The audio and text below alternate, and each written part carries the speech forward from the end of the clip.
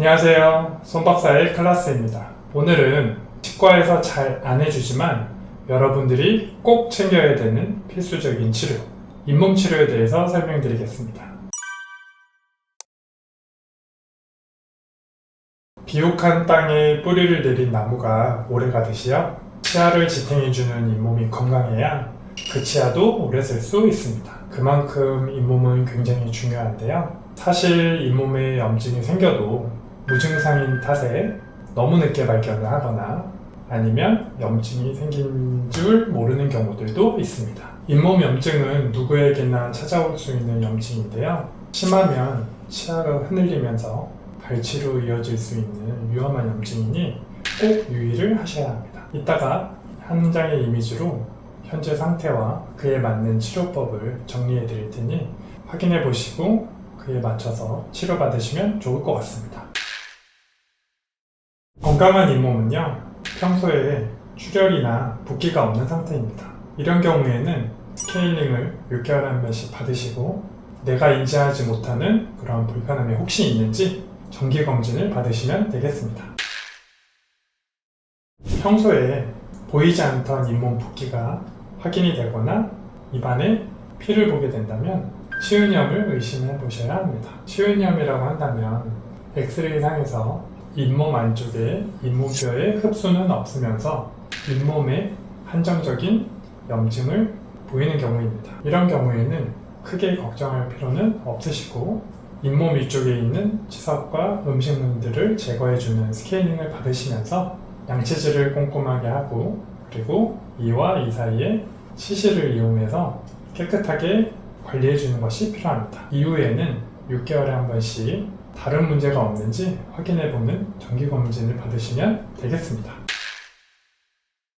평소에 자주 잇몸 붓기를 보이면서 피도 자주 보이는 경우인데요.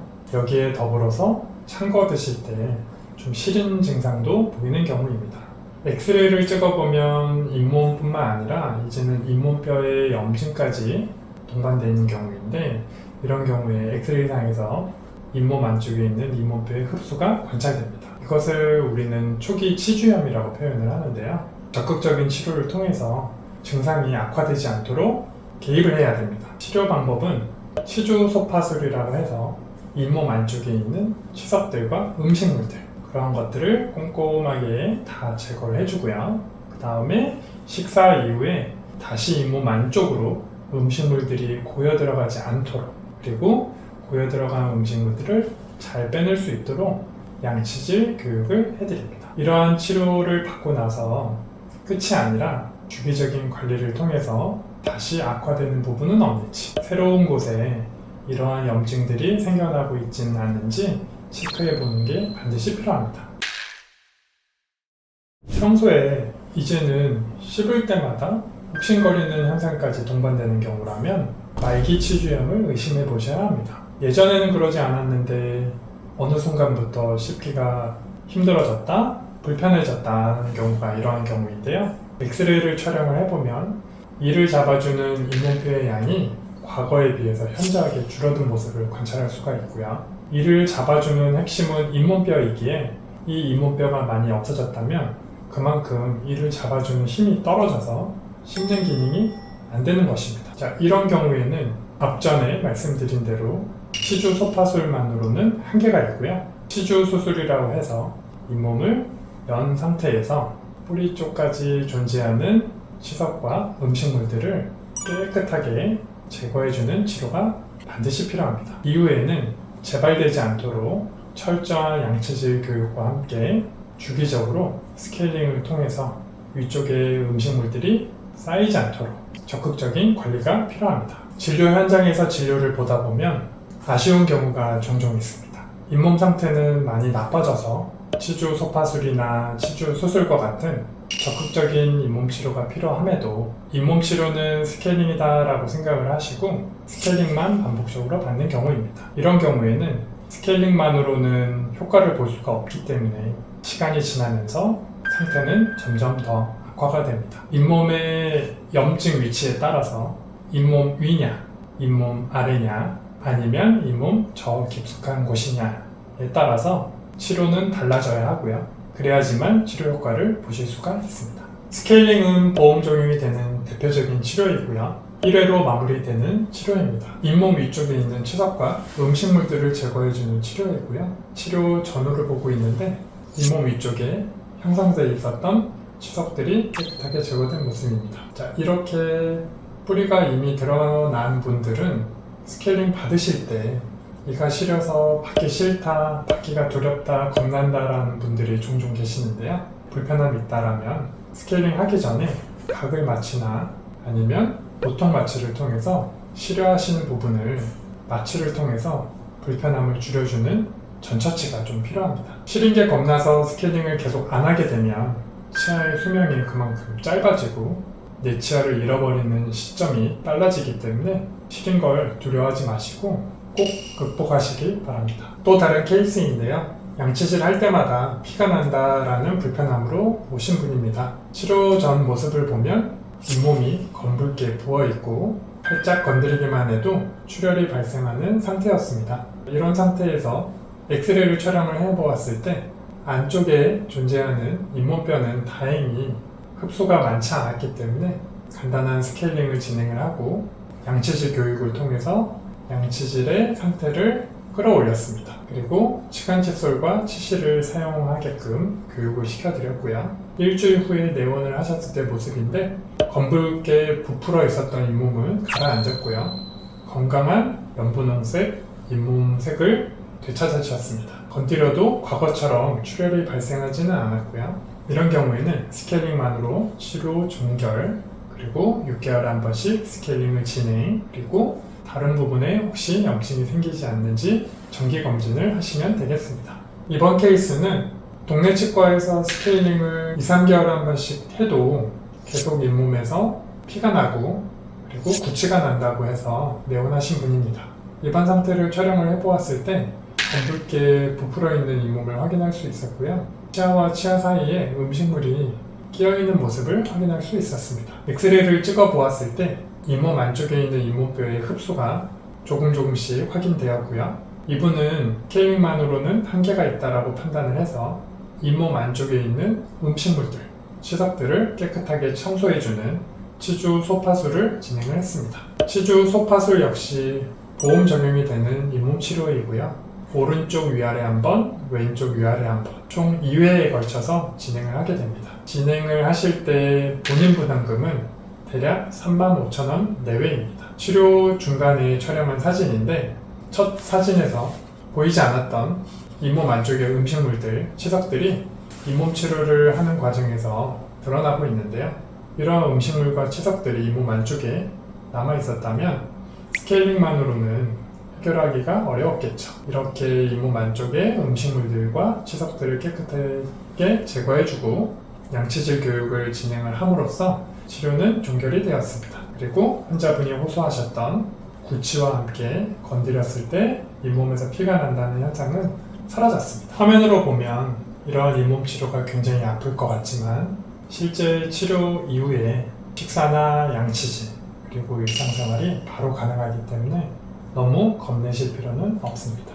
동네 치과에서 스케일링을 아무리 해도 부풀었던 염증이 사라지지 않는다라고 해서 내원하신 분입니다. 사진상에서 보면 송곳니 쪽에 잇몸이 부풀어 있는 모습을 확인할 수가 있는데요. 잇몸 안쪽에 음식물과 치석들이 쌓여 있는 것을 엑스레이 통해서 확인을 하였고요. 스케일링만으로는 한계가 있다라고 판단을 해서 치주 소파술을 진행을 한 케이스입니다. 잇몸 안쪽에 음식물과 치석들을 깨끗하게 제거를 해주고요. 평소에 치실 사용을 잘 하실 수 있도록 교육을 시켜드렸습니다. 일주일 후에 다시 재방문했을 때 촬영한 모습인데요. 첫날 보였던 검붉은 잇몸은 연분홍색 건강한 잇몸색을 되찾았고요. 잇몸 붓기도 사라졌고 건드렸을 때 발생했던 출혈도 보이지 않았습니다. 이후에는 6개월 정기검진과 함께 스케일링을 권유를 드렸고요. 현재까지 잘 유지하고 계십니다. 잇몸이 부었어요. 동네 치과에서 스케일링해도 나아지지 않아요 라는 불편함으로 치과에 방문하신 분입니다. 입안 상태를 확인해 보니까 어금니 부위에 검붉게 잇몸이 이렇게 부풀어 있는 모습을 확인할 수 있었고요. 씹을 때 어금니로서 식사하기가 좀 어려워하시는 모습을 확인할 수 있었습니다. 엑스레이 사진을 보면 정상적인 잇몸뼈 라인에 비해서 현재 잇몸뼈의 라인이 아랫단에 위치해 있는 것을 확인할 수 있었고요. 그리고 잇몸 안쪽에 이렇게 엑스레이상에서 이렇게 가시처럼 보이는 치석들이 관찰되는 모습이었습니다. 이런 경우에는 스케일링만으로는 치료의 효과를 볼 수가 없기 때문에 치주 수술이라고 하는 잇몸 치료를 계획을 해서 진행을 했습니다. 치주 수술 역시 대표적인 잇몸 치료이고 보험 적용이 되는 치료이고요. 오른쪽 위아래 한번, 왼쪽 위아래 한번 총 2회에 걸쳐서 진행을 하게 되고 해당 본인 부담금은 대략 7만원 내외입니다. 치주 수술의 목표는 마취한 상태에서 잇몸을 정교하게 열어 젖힌 다음에 잇몸 안쪽 저 깊숙한 곳에 존재하는 치석들과 음식물 이런 것들을 눈으로 보면서 깨끗하게 대청소를 해주는 것입니다. 염증을 유발했던 주요 요인은 치석과 음식물이었기 때문에 그 음식물과 치석들을 제거를 해준다면 더 이상의 악화를 막을 수 있는 것이죠. 사진상에서 볼 수 있듯이 잇몸뼈는 많이 흡수되어 있지만 아직까지 치아로서 기능을 할 수 있다고 판단을 하였기에 깨끗하게 청소를 해주고요. 그 다음에 이렇게 정교하게 잇몸 봉합을 해주게 됩니다. 치주 수술, 잇몸 수술이기 때문에 약간의 출혈은 보이지만 이 정도는 일상생활하는데 전혀 무리가 없는 수준이고요. 가벼운 식사와 함께 부드러운 양치질은 가능한 상태입니다. 일주일 후에 잇몸 봉합을 한 이 실은 제거를 해주게 되고요. 일주일 후에 실을 풀 때 엑스레이를 다시 촬영한 모습입니다. 그 전에 있었던 가시처럼 솟아있는 치석들은 완벽하게 사라진 모습을 확인할 수가 있고요. 매끈한 치아 표면을 얻은 모습을 확인할 수 있습니다. 입안에서 촬영한 모습을 보면 잇몸 붓기는 많이 사라진 모습이고 검붉었던 잇몸 염증 역시 많이 없어져서 건강한 연분홍색 잇몸색을 얻을 수 있었습니다. 이후에는 재발되지 않도록 치간 칫솔을 잘 쓰실 수 있도록 교육을 해드렸고요. 3개월에 한 번씩 치과에 내원을 하셔서 간단한 치석 제거와 함께 그리고 잇몸에 염증 재발이 없도록 정기 체크를 해드렸습니다. 이 케이스는 동네 치과 두 곳에서 모두 발치를 해야 된다고 진단을 받고 마지막이라는 생각으로 저희 치과에 내원해 주신 분입니다. 엑스레이를 촬영을 해보니 왼쪽 아래 끝에서 두 번째 어금니가 염증이 많은 상태를 확인할 수가 있었고요. 입안에서 촬영해본 모습을 보면 뾰루지처럼 잇몸이 이렇게 부풀어진 모습을 확인할 수 있었습니다. 좀 더 정확하게 확인을 하기 위해서 엑스레이를 촬영을 해보았는데요. 어금니 주변으로 검게 그림자처럼 드리워진 모습을 확인할 수 있는데 잇몸뼈의 흡수가 상당히 진행된 모습을 엑스레이 통해서 확인할 수 있었습니다.